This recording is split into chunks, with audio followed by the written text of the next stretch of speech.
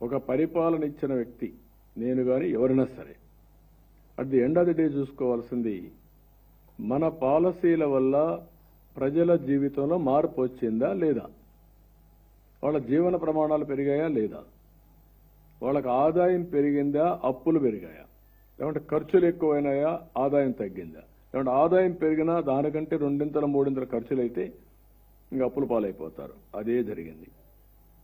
ఏ వ్యక్తిని మీరు మాట్లాడించినా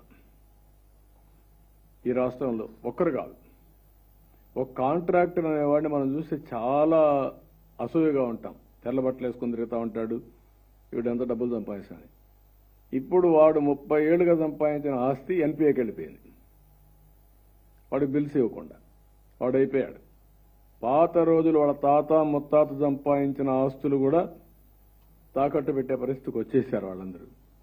ఒక విద్యా వ్యవస్థ, ఏదో వ్యాపారం చేసుకుందామని ఒక చిన్న స్కూల్ పెట్టుకుంటే వాడి పని అయిపోయింది. తెచ్చిన అప్పుకు వడ్డీ కట్టలేకుండా వాళ్ళు కూడా దెబ్బతిన్నారు.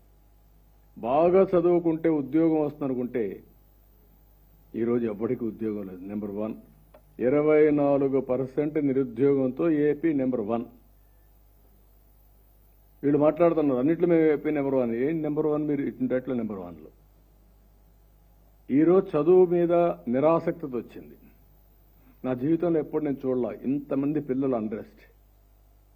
నేను మొన్న తెనాలికి వస్తే కాలేజీలు రోడ్డు మీదకి వచ్చేసారు పిల్లలు. చూసిన తర్వాత వాళ్ళ ఎనర్జీ కానీ వాళ్ళు ఒక ఉక్రోషం. అక్కడి నుంచి నేను బాపట్లో ఒక మ్యారేజ్ అయిపోతే 11:30 పోతే ఆ గర్ల్స్ అయితే మొత్తం మిడ్-నైట్ 11:30కి విపరీతంగా వచ్చారు. నిన్న నేను చెన్నైకి పోతే సవేత కాలేజ్ వస్తా ఉంటే ఆ కాలేజీ పక్కన నేను పోతున్నాను కూడా నాకు కూడా తెలియదు. ఇక్కడ టకామని చూస్తే కొన్ని వేల మంది అరుస్తున్నారు. మావాడు వెళ్ళిపోతున్నాడు. నిలిపాయంటే నిలిపాడు. నిలిపితే ఇక్కడెక్కడ ఉండాలంటే ఇక్కడ కాలేజ్ ఉంది సార్, ఇక్కడ మీరు చదువుకుంటున్నామని. వాళ్ళకు కూడా ఒక అశాంతి.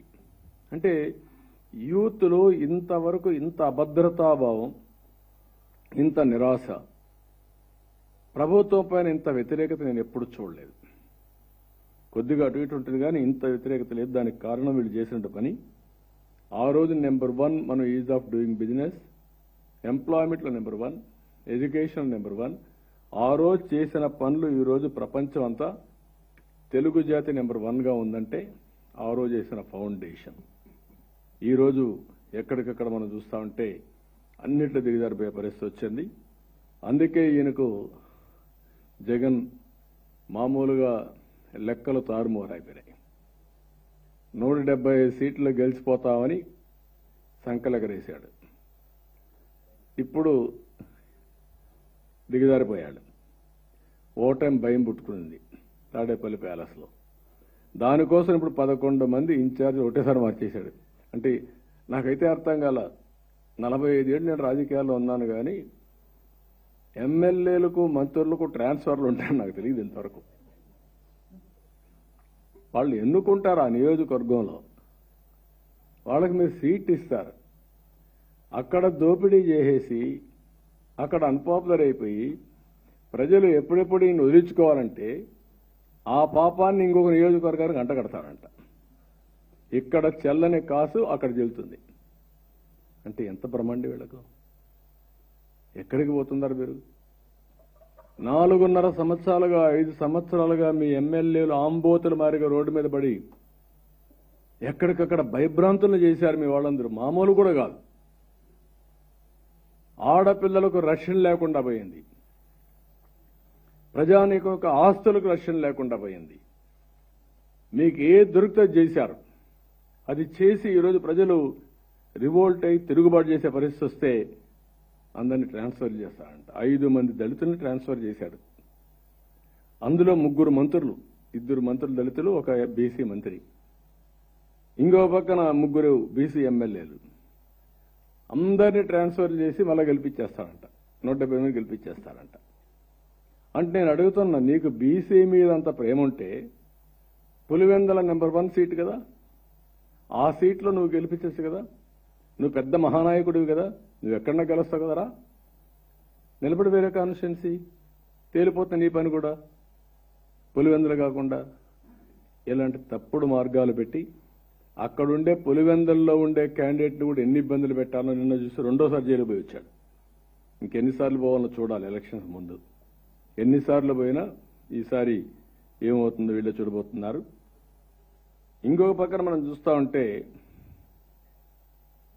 ఓకే వీళ్ళందరినీ చేసావు కదా, బాలినేని పైన ఎన్ని విన్యాసాలు జరిగాయి? సీట్ ఇవ్వని అని చెప్పావా? ట్రాన్స్ఫర్ చేస్తా అని చెప్పావా? కాకినాడ ఎమ్మెల్యే ఉన్నాడు కదా, మొత్తం దోపిడీ అంతా నీ బినామీ ఆయనే కదా, మొత్తం ఆయనగా చేసే పనులని అందరూ ఆందోళన చేశాం కదా, నేను కూడా మొన్న ఆందోళన చేశాం కదా, ఇసుకంతా చూపించాం కదా, ఈ ఇసుక ఎవరితో చెప్పండి ఆయన మీరని. పేరు ఎందుకు చెప్పడం, నేను వాళ్ళ పేరు చెప్తే నాకే చిన్నతనం. ఏం చేశావు అంటే దోపిడీదారులు నీ మనుషులైతే నీ పేరు పెట్టి దోపిడీ చేస్తే అది దోపిడీ కాదు. ఏదో ఎస్సీలు వీళ్ళంతా ఉంటే అమాయకులు కాబట్టి వాళ్ళ సీట్లు తీసేస్తావు, ఇప్పుడు బయట పంపించేస్తావు. ఇంకొక పక్కన మీరు చూస్తే ఇన్ని చెప్పాం, 100 కోట్ల రూపాయలు ఫైన్ వేశారు పుంగనూరు ఎమ్మెల్యే నీ మంత్రి. ఎవరేశారు? ట్రిబ్యునల్లో ఎన్జీటీలో చాలా స్పష్టంగా జడ్జిమెంట్ ఇచ్చారు, 100 కోట్ల రూపాయలు ఫైన్ వేశారు. వీళ్ళు సుప్రీంకోర్టు పోతే 50 కోట్ల రూపాయలు కట్టమంటే కట్టారు. ఎవరి డబ్బులు అది? రాష్ట్ర ఎక్స్చెక్కర్ నుంచి కట్టారు, ప్రజలు కట్టే పన్నుల నుంచి కట్టారు. ఎందుకు మార్చలా? మార్చే ధైర్యం ఉందా మీకు? మార్చరు.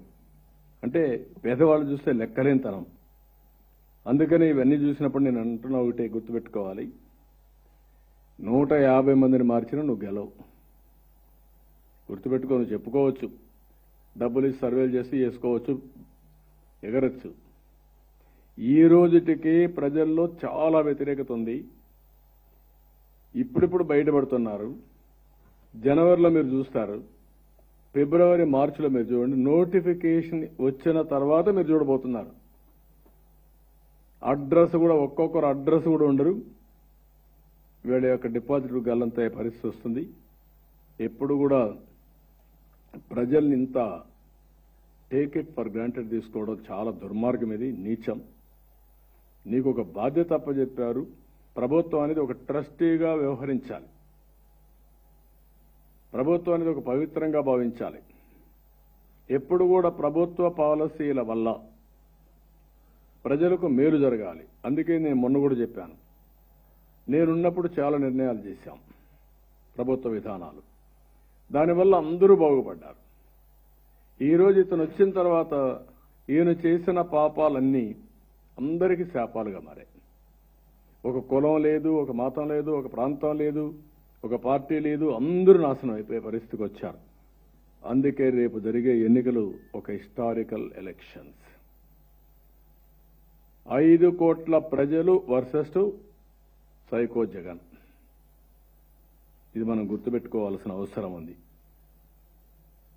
ఈరోజు ఇది నా ఎలక్షన్ కాదు, లేకుంటే ఒక తెలుగుదేశం పార్టీ ఎలక్షన్ కాదు, లేకుంటే తెలుగుదేశం పార్టీ జనసేన పొత్తు పెట్టుకున్నాం కాబట్టి మా ఇద్దరు ఎలక్షనే కాదు.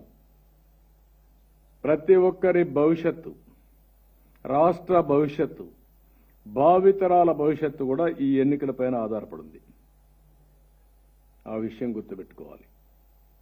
ఏదో విన్యాసాలేసి నాటకాలేసి ఏదో మేము మార్చేశాం, ఇక్కడ చేసిన పాపాలన్నీ తెలియవు కాబట్టి పక్కనే వేస్తే ఇక్కడికి అషాప్ అయిపోతాయనుకుంటే తప్పది. ఇది కరెక్ట్ కాదు. అందుకే నేను కూడా క్లియర్గా ప్రజలను కూడా కోరుతున్నా, అన్నీ వాచ్ చేయండి. వాచ్ చేస్తున్నారు మీరు. సరైన సమయంలో ఏ నిర్ణయం చేయాలో మీరు చేస్తారు. నేను కూడా మీ అందరి సహకారం కోరుతున్నా. ఎన్ని వేల మంది పైన కేసులు పెట్టారో మీరు చూశారు, ఎన్ని వేల మంది జైళ్లకు పోయారో మీరు చూశారు. ఇప్పుడు కూడా ఎన్ని కేసుల మీద కేసులు పెట్టి ఎక్కడికక్కడ నిన్న కూడా కుప్పని చూస్తే మొన్న కూడా కేసులు పెట్టారు. మళ్ళా అమాయకులు కార్యకర్తలు, ఏమీ తెలియని కార్యకర్తల్ని భయభ్రాంతుల్ని చేయడానికి, టెర్రరైజ్ చేయడానికి కేసులు పెట్టడం, లోపలేయడం, బెయిల్ అనేకుండా చేయడం. మొన్న మీరు చూశారు బీటెక్ రవి, అంతకుముందు చాలా జరిగాయి. ఇక్కడే పొంగనూరు నుంచి కూడా ఉన్నాడు రామచంద్రారెడ్డిలంతా. అతన్ని జైల్లో ఏం జరిగిందండి? అది లోకేష్ ప్రోగ్రాం పెట్టారు, వాళ్ళు అక్కడికి వెళ్ళారు. వెళ్ళినప్పుడు పోలీసులు మీరు లోపలికి పోవద్దన్నారు. ఏమయ్యా మా లీడర్ వచ్చాడు, అడిగి పోతే మీకేంటని అడిగి వెళ్ళాడు. వెళితే ఏం చేశారు? మళ్ళీ ఏమి సరే ఓకే అన్నారు, వదిలేశారు. కేసు పెట్టారు. కేసు పెడితే వాడు ఎస్ఐ అనే వ్యక్తి కొట్టినట్టు ఒక ఇది పెట్టాడు. ట్రీట్మెంట్ తీసుకున్న డాక్టర్ ఆ రోజు డ్యూటీలో లేడు. డ్యూటీలో లేనటువంటి డాక్టర్ సర్టిఫికెట్ ఇచ్చాడు. దెబ్బ తగిలిన వాడికి దెబ్బ తగిలింది కాబట్టి ఏం జైలుకు పోవాలా? అటు దిశండి. ఎంత అరాచకం అండి ఇది.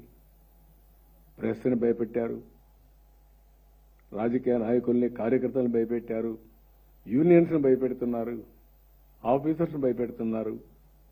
ఇది చాలా దుర్మార్గం. అందుకే కోరుతున్నా, ఇది మనందరి ఎన్నికలు. గెలవాల్సింది పార్టీలు కాదు, అభ్యర్థులు కాదు, రాష్ట్రం గెలవాలి, తెలుగు జాతి గెలవాలి.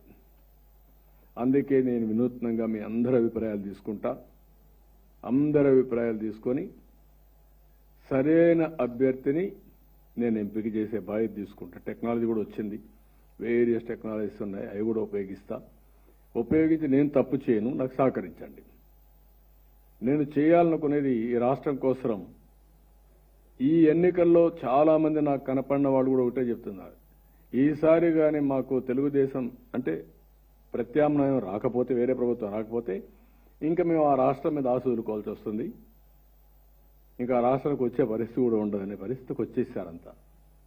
కాబట్టి ప్రజలందరూ ఆలోచించుకోవాల్సిన అవసరం, మీరు చర్చ చేయాల్సిన అవసరం ఉంది, మౌత్ టు మౌత్ డిస్కస్ చేయాల్సిన అవసరం ఉంది. కడానం ప్రభుత్వాన్ని కూడా నడిపించే బాధ్యత, పార్టీని కూడా ముందుకు తీసుకుపోయే బాధ్యత మీది. నేనేదో డబ్బులు ఖర్చు పెట్టాలని చెప్పలేదు. ప్రజాబలాన్ని మీరందరూ కూడా సమకూర్చే బాధ్యత ప్రతి ఒక్క పౌరుడి పైన ఉంది. ఈ రాష్ట్రంలో పుట్టిన ప్రతి ఒక్క వ్యక్తి, నువ్వు ఏ ఊర్లో ఉన్నా ప్రపంచంలో, ఈ జన్మభూమి రుణం తెచ్చుకోవడానికి ఒకప్పుడు నేను పిలిపించాను. జన్మభూమి పిలుస్తుంది రా కదిలి రా అని జన్మభూమి కార్యక్రమాన్ని చేపట్టాం. ఇప్పుడు నేను మళ్ళా మిమ్మల్ని కోరుతున్నా, ఎక్కడున్నా మీరందరూ కూడా సంఘీభావాన్ని తెలియచేయాలి, సహకరించాలి, మీరందరూ కూడా పనిచేయాలి. నేను కూడా పార్టీ 42 సంవత్సరాల పార్టీ, అభ్యర్థులందరూ ఉన్నారు, ఇంక్లూడింగ్ కుప్పంలో కూడా ప్రజాభిప్రాయ సేకరణ చేస్తాం IVRS ద్వారా. అది చేస్తాను, వేరియస్ సోర్సెస్ చేస్తాను. నేను ఎక్కడా తప్పు చేయకుండా వీలైనంత వరకు ప్రజల ఆమోదం, వాళ్ళ క్యాండిడేట్లు చూసి తాడేపల్లి ఆమోదం, మా క్యాండిడేట్ ప్రజా ఆమోదం.